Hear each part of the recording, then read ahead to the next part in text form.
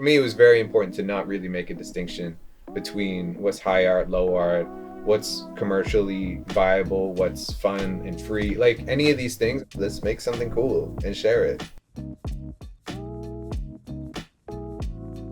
I work primarily in digital, now some interactive installations. All of these are possibilities within the same software that I use. So it's kind of exciting to put my foot into a place that's a little new and a little uncomfortable, but I can grow so much and create work that really responds to individuals in real time. It's like Pandora's box. It could be anything from a very simple like touch button interaction to integrating LiDAR into an environment and having like just your existence in a space affect the work.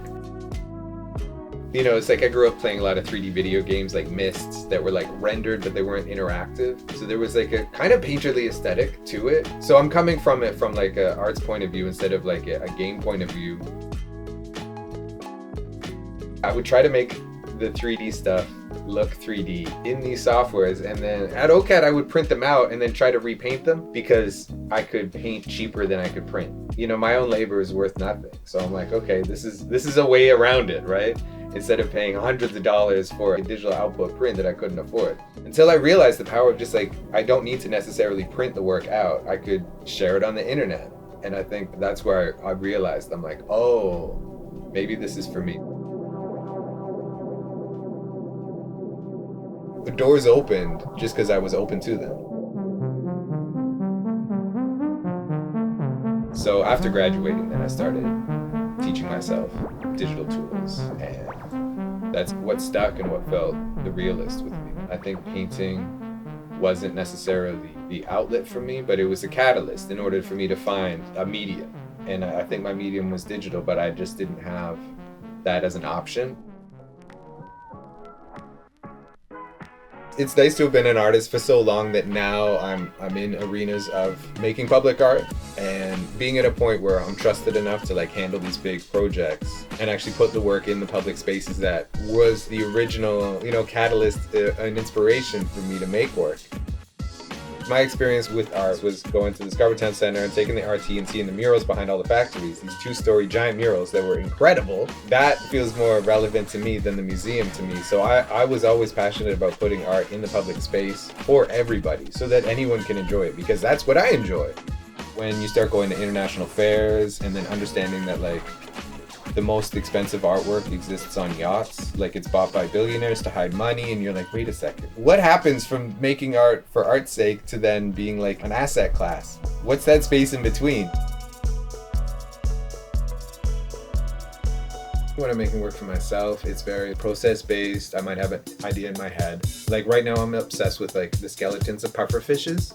This kind of motion that they have and the bones and things like that. So then I'll just make work, and it might not look like a puffer fish in the end. It might look like a pineapple or something amazing though. Doesn't smell bad. When I'm working for musicians, the approach is a little different. Working with Kelly Rowland, they were pulling examples of work I had made like a decade ago. I don't have the software anymore. I can't even open the file.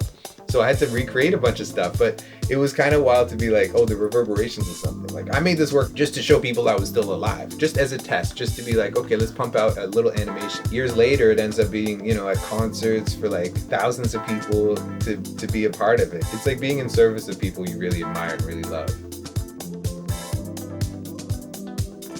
The portfolio at first was something that we had to do. We had to build these things in art school, and it was like, okay, this is a formality.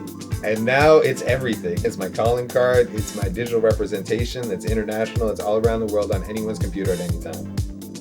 It's so essential to my practice. I can't imagine not having that. It contains almost everything I've ever made. Like, it's so wild.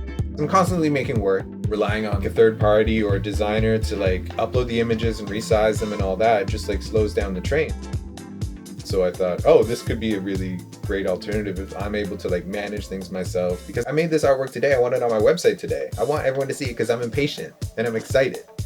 And Format allowed me to do that and to customize things. I know a little bit of coding. I want to customize things just a little bit enough to make it feel like, okay, I've got my own stamp on it. Format permitted that.